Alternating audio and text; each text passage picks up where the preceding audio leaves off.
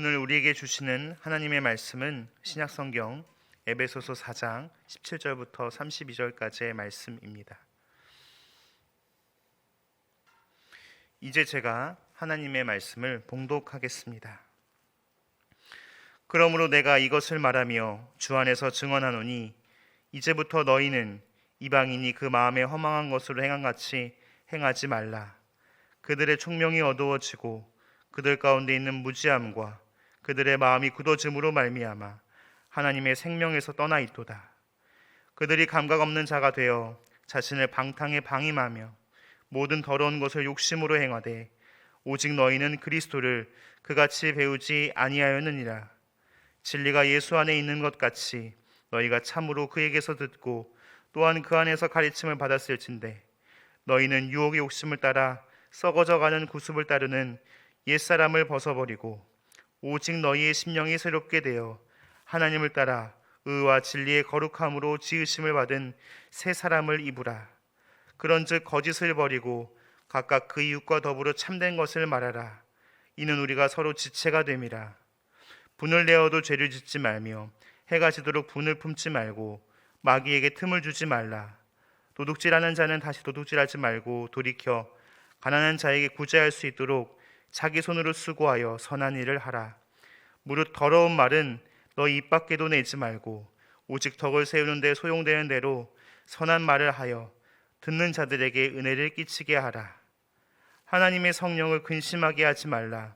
그 안에서 너희가 구원의 날까지 인치심을 받았느니라. 너희는 모든 악독과 노함과 분냄과 떠드는 것과 비방하는 것을 모든 악의와 함께 버리고 서로 친절하게 하며 불쌍히 여기며 서로 용서하기를 하나님이 그리스도 안에서 너희를 용서하심과 같이 하라. 아멘. 새해가 온다는 작자미상의 시 한 편을 소개해드리겠습니다. 머리를 자르면 다른 사람이 될 줄 알았다. 새 옷을 입으면 다른 사람이 될 줄 알았다. 새로운 친구를 사귀면 다른 사람이 될 줄 알았다. 그러나 내가 다른 사람이 되어야 머리도 자르고 새 옷도 입고 새로운 친구도 사귄다는 걸 이제야 알았다. 새해가 되면 저절로 다른 해가 시작되는 것이 아니라 내가 다른 사람이 되어야 새해가 시작된다는 것을 비로소 알게 되었다입니다. 사랑하는 성도 여러분, 2022년 새해가 밝은 지도 어느새 한 달이 다 되어가고 있습니다. 이제 내일 모레면 우리는 음력설을 맞이하게 되는데요.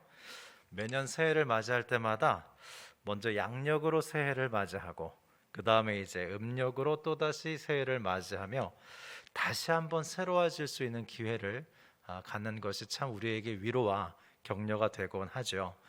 그런데 여러분, 우리가 양력으로 또 음력으로 두 번 새해를 맞이한다고 해서 더 잘 새로워지는 것 같습니까? 돌아보면 우리가 새롭게 된 날은 새해 첫날이 아니고요, 우리 존재가 새롭게 된 날인 것 같습니다.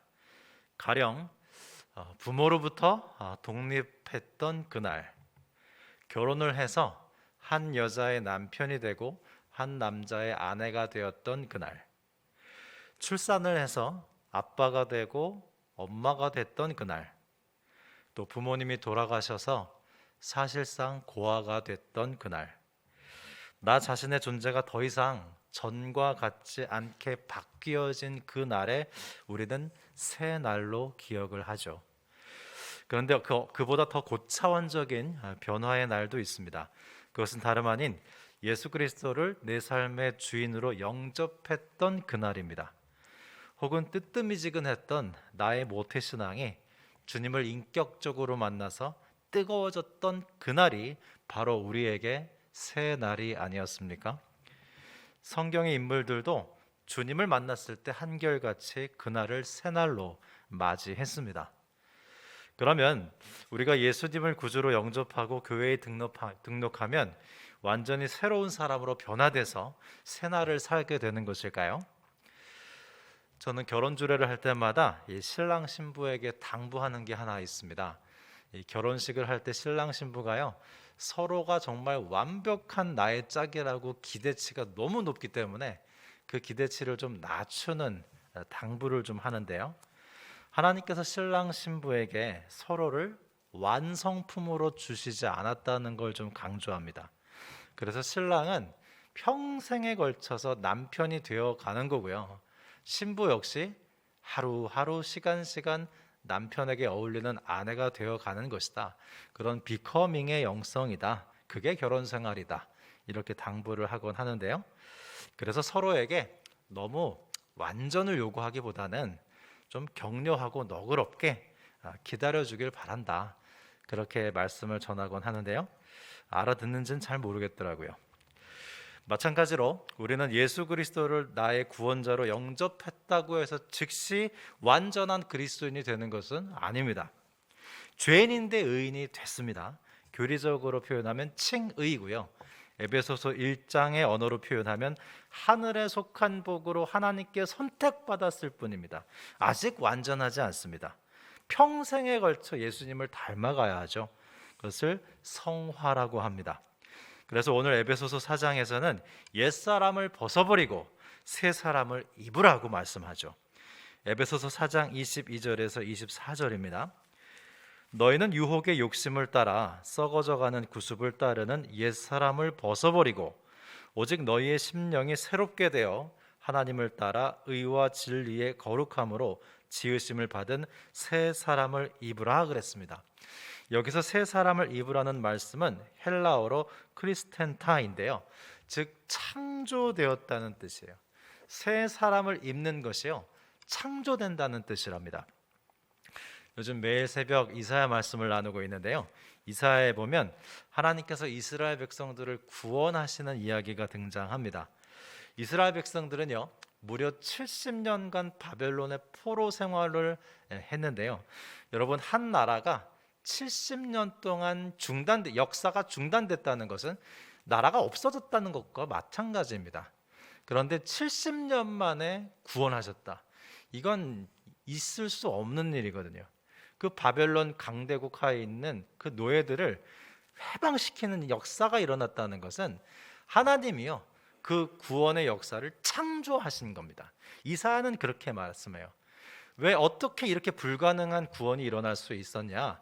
하나님이 창조주셨기 때문에 구원을 만들어낸 것이다. 없는 구원을 창조해낸 것이다. 그렇게 말씀하거든요.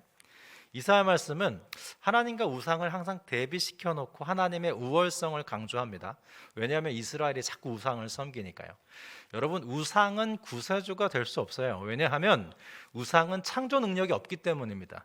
창조는요, 오로지 하나님만 하실 수 있어요.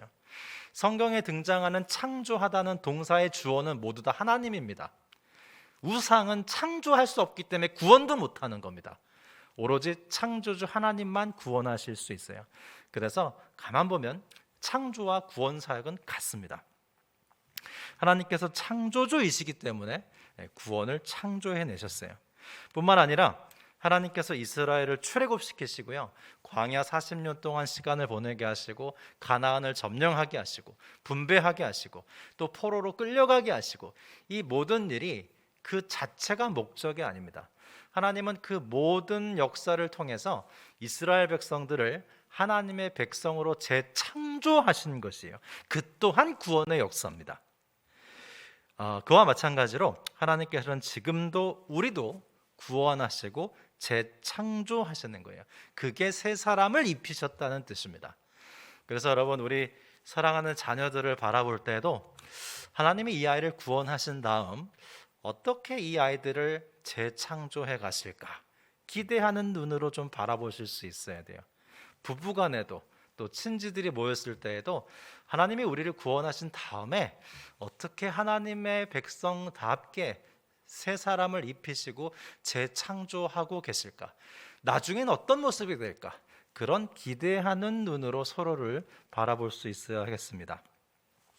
여러분, 혹시 2020년에 개봉한 허진호 감독의 영화 천문을 보셨습니까? 아마 이제 명절 때 TV에서 좀 간혹 방영하곤 해주곤 할 텐데요. 세종대왕과 장영실의 이야기를 영화로 만든 것입니다. 영화 내용 중에 세종대왕이 장영실에게 관직을 하사하는 장면이 나오는데요. 장영실은 여러분 천민입니다. 노비예요. 예초에 양반이 아닙니다. 근데 워낙에 이 과학적인 두뇌가 뛰어나서 세종대왕의 눈에 들었죠. 그런 그에게 되걸 안에 보물을 관리하는 상위원 별좌라는 관직을 하사하는데요. 관직을 하사하노라 선포하고 끝이 아니고요. 그 자리에서 장영실이 입고 있던 노비의 옷을 벗겨버립니다. 그런 다음 양반의 옷을 입혀줘요. 저는 그 장면이 참 인상 깊었습니다. 그러면 하루아침에 노비의 옷을 벗고 양반의 옷을 입은 장영실이 그 사고와 몸가짐이 양반처럼 순간 바뀌었을까요? 그렇지는 않습니다. 그럼에도 불구하고 장영실은 관직을 받고 양반이 되었기 때문에 노비의 옷을 그대로 입고 있을 수는 없습니다. 양반의 옷으로 갈아입어야 돼요. 그것이 새로워진 자신의 존재와 어울리고 조화가 되기 때문입니다. 그와 같이 하나님의 자녀가 된 우리도 옛사람의 옷은 더 이상 어울리지 않아요. 여러분, 우리가 그런 말 하지 않아요? 좀 기독교인답지 않다. 좀 그리스도인의 모습이 아닌데? 이런 말을 하잖아요. 새 사람이 됐는데 옛사람의 옷이 안 어울리는 겁니다. 그래서 우리의 옛사람을 벗겨주시고 새 사람을 입혀주시면서 하나님께서 우리를 재창조해 주시는 겁니다. 그러면 옛사람은 무엇이고 새 사람은 무엇일까요? 이스라엘 백성들은요, 하나님께서 출애굽시켜 주셨음에도 불구하고 광야에서 때때로 역출애굽해서 애굽으로 돌아가고 싶어 하곤 합니다. 그리고 바벨론의 포로로 끌려간 이스라엘 백성들도요, 하나님께서 고레스 왕을 통해서, 페르시아 왕 고레스 왕을 통해서 해방시켜 주셨음에도 불구하고 이스라엘의 고토로 귀환하려고 하지 않아요. 그들은 이미 하나님의 구원을 받았고 하나님의 백성들이지만 아직 그 모습에 다다르지 못하는 그런 모양새를 자주 보여주었습니다. 우리 역시 이미 하나님께 구원을 받은 하나님의 자녀들이죠. 그러나 아직 하나님의 자녀답지 못한 옛 사람의 모습이 우리 안에 공존하고 있습니다. 이스라엘이나 우리나 이미와 아직 사이에 있는 존재들이에요. 이미 구원받았어요. 근데 아직 구원받은 모습을 갖지 못하고 있어요. 그렇게 이미와 아직 사이에 있습니다. 그러면 이 이미와 아직 사이의 간극은 무엇으로 채울 수 있을까요? 첫 번째로는 하나님의 은혜로 채울 수 있고요. 두 번째로는 거기에 응답하는 우리의 하나님께 대한 의존과 순종으로 새 사람을 입으며 채울 수 있습니다. 영성가 리차드 르오는 새 사람의 모습이 우리의 진짜 자아, real self라고 했어요. 그리고 옛사람의 모습이 우리의 가짜 자아, false self라고 했습니다. C.S. 루이스도 비슷한 말을 했는데요. 되게 중요한 말이라고 생각합니다. 우리의 진정한 자아는 예수 그리스도 안에서 우리를 기다리고 있다는 거예요. 따라서 우리의 자아를 예수님께 바치기 전까지는 진정한 자아를 가질 수 없다고 했습니다.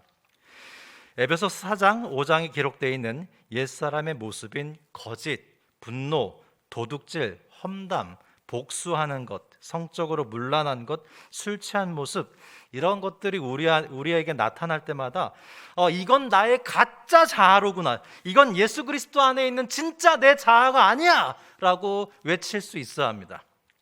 새 사람의 모습인 진실함과 평화와 구제와 격려와 용서와 절제, 성령 충만의 모습이 우리 안에 나타난다면 옳거니 이게 진짜 나의 모습이지, 이게 진짜 나의 자아야, 그리스도 예수 안에 있는 진짜 나의 자아가 바로 이런 거야 라고 우리는 말할 수 있어야 합니다.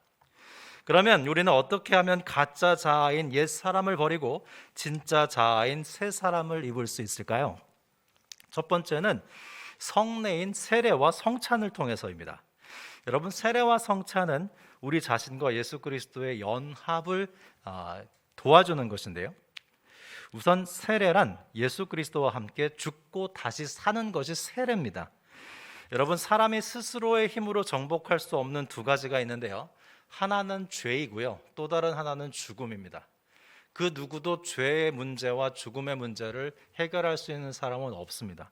오직 예수 그리스도만이 죄와 죽음의 문제를 해결하셨습니다.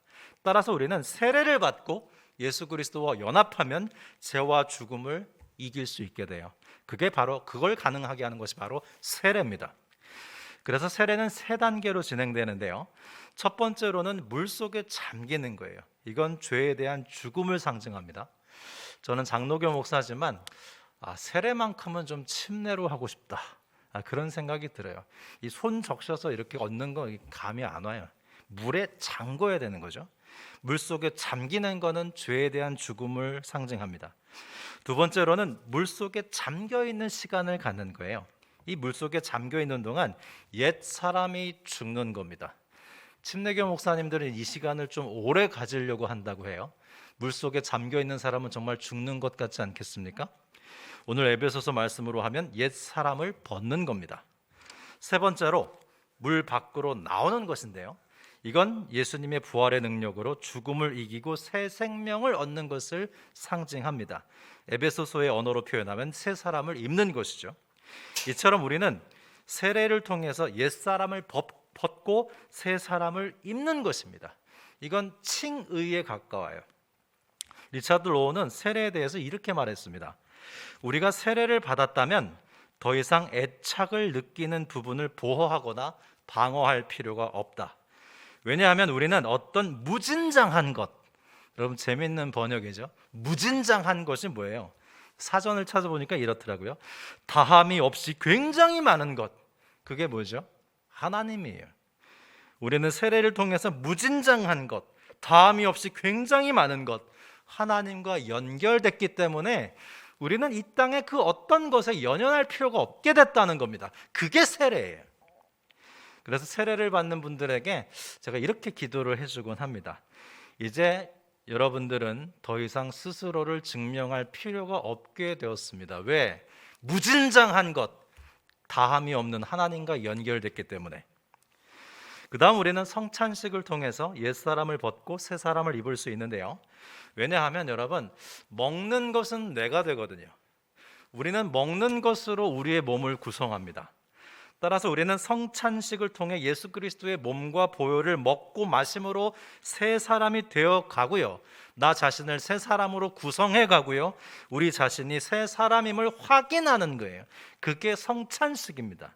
그래서 성찬식은 자주 할수록 좋습니다. 세례식은 칭의에 속한다고 할 수 있고 성찬식은 계속해야 가는 성화에 속한다고 할 수 있겠습니다. 이처럼 우리는 세례와 성찬을 통해서 옛사람을 벗어버리고 새 사람을 입는 것이죠. 스페인의 화가 에바 엘머슨은 이 행복을 그리는 화가로 유명한데요. 정말 이 엘머슨의 그림을 보면 마음이 행복해집니다. 저도 한 2점 정도 가지고 있는데요. 그런데 그녀는 어느 인터뷰에서 이런 말을 했습니다. 저는 행복을 주제로 그림을 그리지만 저 역시 언제나 행복한 건 아니랍니다.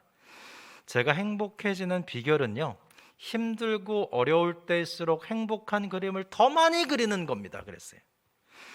여러분, 이런 말이 있습니다. 우리가 기분이 좋아서 휘파람을 불기도 하지만 반대로 휘파람을 불어서 기분이 좋아질 수도 있습니다. 우리 챔버팀, 찬양팀 기분이 좋아서 찬양하고 연주할 수 있겠죠. 근데 기분이 좋지 않아도 연주하고 찬양함으로 기분이 좋아질 수도 있겠죠. 행복한 그림을 그리면서 행복해질 수 있고 휘파람을 불므로 인해서 기분이 좋아질 수 있듯이 우리는 새 사람이어서 새 사람의 윤리를 행할 수도 있지만 반대로 새 사람의 윤리를 실천함으로 새 사람이 될 수도 있는 겁니다. 그게 오늘 에베소서 말씀에 나오는 새 사람의 윤리예요. 어떤 사람이 유명한 수도사를 찾아가서 어떻게 하면 새 사람이 될 수 있는지 그 방법에 대해서 물었습니다. 근데 이 사람이 말이 많은 사람이에요. 수도사의 말을 들으려고 찾아갔으면 좀 잠잠히 귀를 기울이면 되는데 이 사람은 자신의 무용담을 계속 늘어놓았습니다. 그러자 수도사가요, 그 사람의 찻잔에 차를 따라 주었는데요, 찻잔이 차로 넘쳐나는데도 계속 차를 부어주었습니다. 그 사람은 당황해서 물었습니다. 아니 수도사님, 찻잔이 이미 가득 차 있는데 어쩌자고 계속 차를 부어주시는 겁니까? 지금 넘쳐나서 여기 물바다가 되지 않았습니까? 그러자 수도사는 이렇게 말했습니다. 자네의 속이 비진리로 가득 찼는데 어떻게 진리가 들어갈 수 있겠는가? 먼저 자네 속에 가득한 비진리를 비우게, 그래야 진리가 그 안에 들어가 채울 수 있지 않겠는가? 세종대왕이 장영실에게 천민의 복장을 벗기고 상의원 별좌 양반의 관복을 입혔듯이 에베소서 말씀은 옛사람을 벗어버리고 새 사람을 입히는 순서를 따르고 있습니다. 그런데 여러분, 우리가 간혹 어디 살갗이 생채기가 나서 피가 나고 딱쟁이가 질 때가 있지 않습니까? 그러면 딱지가 떨어져야 새살이 돋는 것일까요? 아니면 새살이 돋아서 딱지가 떨어지는 것일까요? 딱지가 간질간질해서 새살이 돋기 때문에 딱지가 떨어지는 겁니다. 정리하면 옛사람을 벗어야 새사람을 입을 수도 있겠지만 새사람을 적극적으로 입으면서 옛사람을 벗을 수도 있는 겁니다. 우리가 옷을 갈아입을 때요, 옷을 벗고 입는 것은 하나의 흐름이죠. 마찬가지로 옛사람을 벗고 새사람을 입는 것 역시 하나의 흐름으로 보시면 되겠습니다. 오늘 본문 4장 17절에서 24절은 옛사람의 특징 7가지가 등장하는데요. 허망한 것으로 행하는 것, 총명이 어두워짐, 무지함, 마음이 굳어짐, 무감각해짐, 방임, 욕심으로 행함, 이것이 바로 옛사람의 7가지 특징입니다. 그리고 이어서 새 사람의 특징 7가지는 25절에서 32절에 참된 것을 말하는 것, 해가 지도록 분노하지 않고 화평하는 것, 도둑질을 하지 않고 도리어 구제하는 것, 더러운 말을 하지 않고 선한 말을 하는 것, 복수하지 않고 용서하는 것, 그리고 에베소서 5장으로 넘어가서 2가지가 더 있습니다. 음행하지 않고 절제하는 것, 술 취하지 않고 성령 충만한 것입니다. 옛사람을 벗어버리고요, 새 사람을 입는 데 있어서 우리는 2가지 원리를 발견할 수 있습니다. 하나는 은혜 승리론이고요, 또 다른 하나는 고지론입니다. 옛사람의 중요한 특징 7가지 중 하나를 말씀드리자면 18절 하반절에 그들의 마음이 굳어짐으로 말미암아 하나님의 생명에서 떠나 있도다입니다. 여러분, 왜 이런 말이 있죠?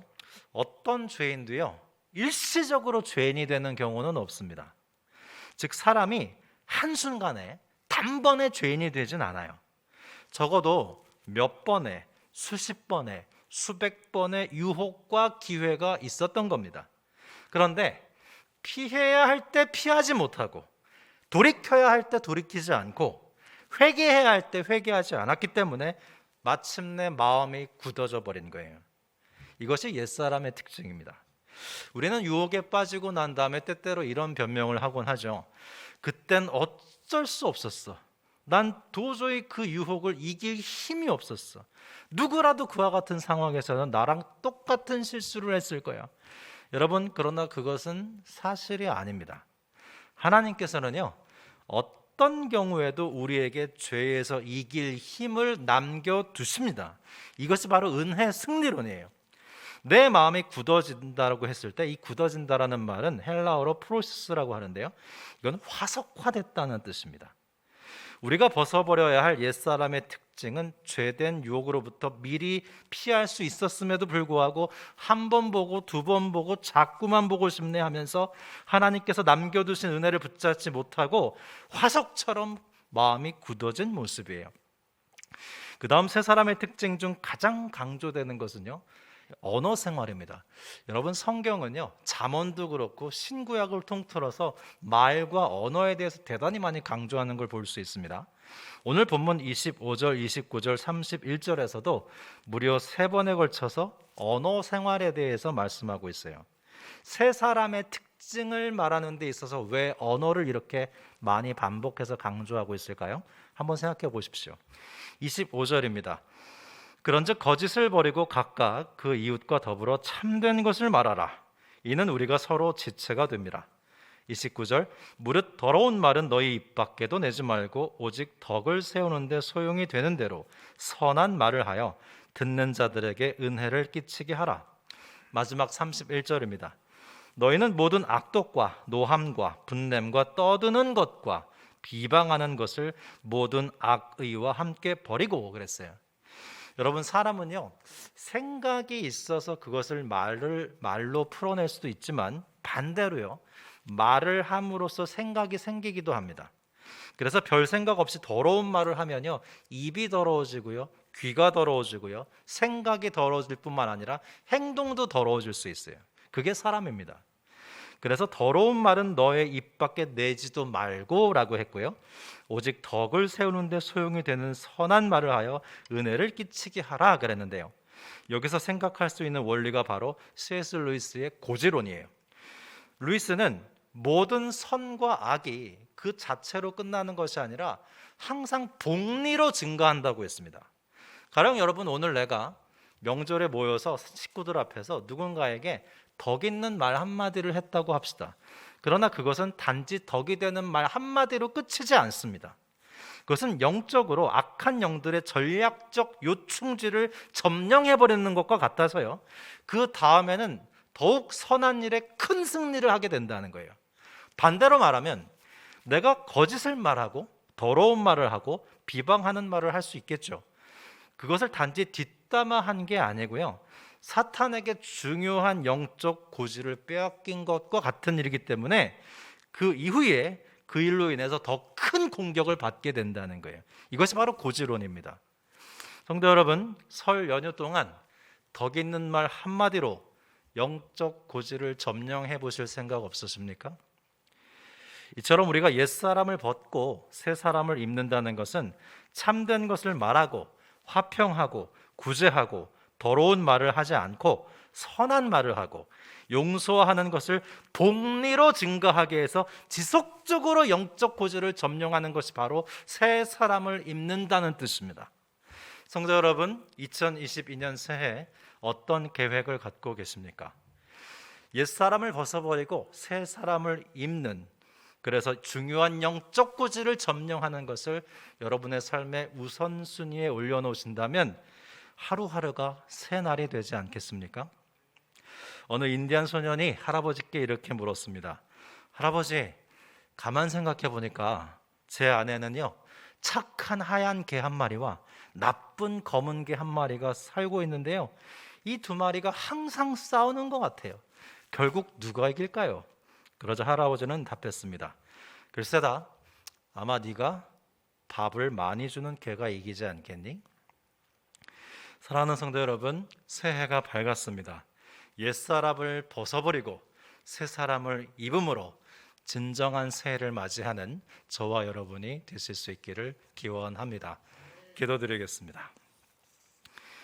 하나님 아버지, 우리에게 새해를 주시고 매일 새날을 주심에 감사를 드립니다.